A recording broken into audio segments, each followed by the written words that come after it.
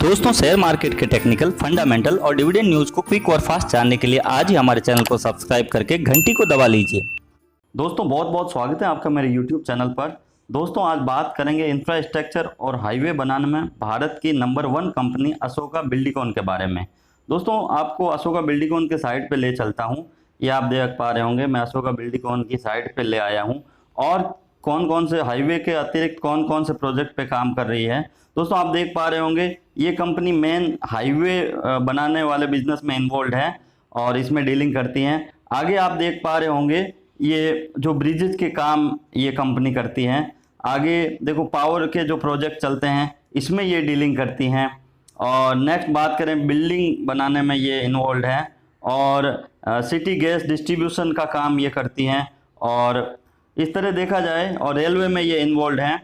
तो इस तरह देखा जाए तो एक जो डाइवर्सिफाइड पोर्टफोलियो ये रखती है, मतलब पावर, रेलवे, हाईवे, बिल्डिंग्स, इन सब काम में ये इन्वॉल्व है। और ऐसा और आप देख पा रहे होंगे यहाँ अशोका बिल्डकॉन इंडिया के 21 स्टेट में अपने प्रोजेक्ट चलाती हैं। तो अब देखते हैं चार्ट पे क्या सिचुएशन है अशोका बिल्डकॉन के बारे में। दोस्तों, यहाँ आपको मैं चार्ट पे ले आया हूँ। दोस्तों, यहाँ आप देख पा रहे होंगे जनवरी फरवरी 2020 में कंपनी की जो प्राइस चल रही थी 120 रुपये, और कोरोना के बाद में कंपनी की जो प्राइस आ गई वो गिर के आ गई 40 रुपये का लो बनाया इसने। और 40 रुपये के लो के बाद में इसमें अच्छी खासी रिकवरी आई और वापस इसने 120 लगभग 120 के लेवल को टच करने की कोशिश की। अभी कोरोना की सेकेंड वेव की वजह से इसमें वापस गिरावट आई और ये इसको 80 रुपये के लेवल पे खींच के ले आई। तो दोस्तों, आप सभी जानते हैं मैं मूविंग एवरेज पे काम करता हूं। ये आप देख पा रहे होंगे, ये जो ब्लैक कलर वाली ये जो लाइन है वो 200 का मूविंग एवरेज है, और ये जो ब्लू वाली है वो 50 का, और रेड वाली 25 का मूविंग एवरेज है। तो अब देखते हैं अशोका बिल्डकॉन में किस तरह की सिचुएशन डेवलप हो रही है। दोस्तों, मैं अब 1 घंटे का चार्ट लगा लेता हूं।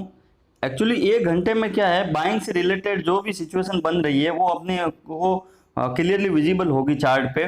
दोस्तों, अब यहाँ आप देखे होंगे ये जो 200 का 50 का और ये 25 का मूविंग एवरेज मैंने लगा लिया है। इसमें आप देख पा रहे होंगे कि मूविंग एवरेज डाउन साइड में आ रहे हैं और जो कैंडल्स बन रही है वो इन मूविंग एवरेज के नीचे बन रही है। आप देखो, ये जितनी भी कैंडल्स बनी है, मैं जूम करके दिखाता हूँ, ये कैंडल्स इन मूविंग एवरेज के नीचे बन रही है। तो जब तक ये कैंडल्स इन मूविंग एवरेज के नीचे हैं, 1 घंटे का चार्ट है, ध्यान रखना, तो आपको इसमें किसी तरह की कोई बाइंग नहीं करनी है। बाइंग कम करनी है, मैं बताता हूं।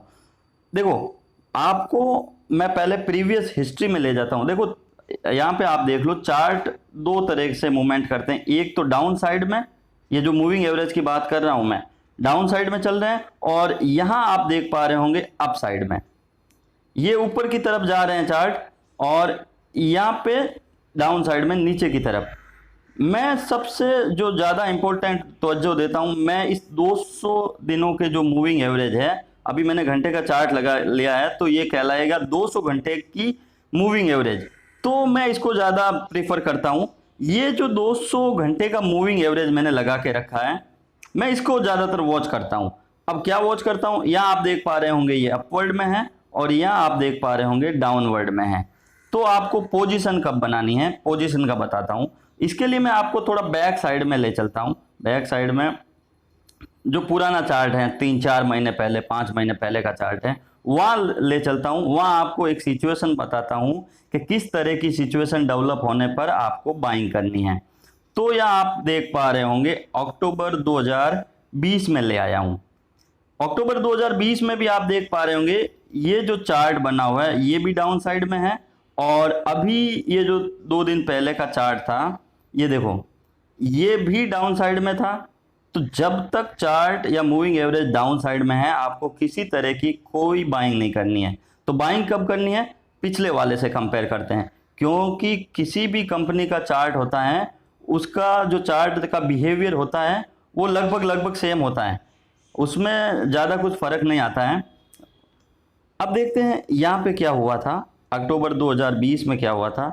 ये नीचे आ रहा था चार्ट, और यहाँ आते आते देखो, बात करता हूँ नवंबर की।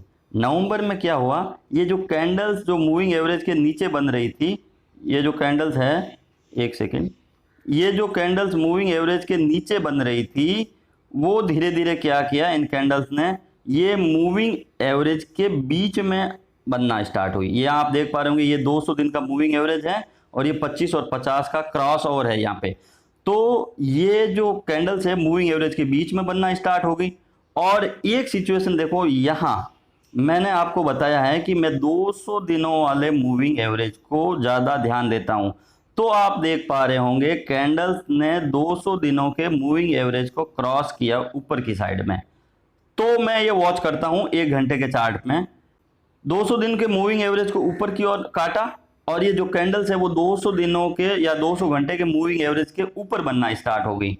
तो मैं अभी भी नहीं लूंगा, मैं कब लूंगा, ये जो कैंडल्स ऊपर बनने के बाद में वापस नीचे की ओर बने, मतलब मूविंग एवरेज जो 200 दिनों का मूविंग एवरेज है उसके नीचे आए प्राइस, या यूं बोले कि कैंडल्स इसके नीचे बने और फिर एक बार इसको काटे, फिर एक बार इसको काटे 200 दिनों के मूविंग एवरेज को, तब मैं इसमें बाइंग पोजीशन बनाता हूं।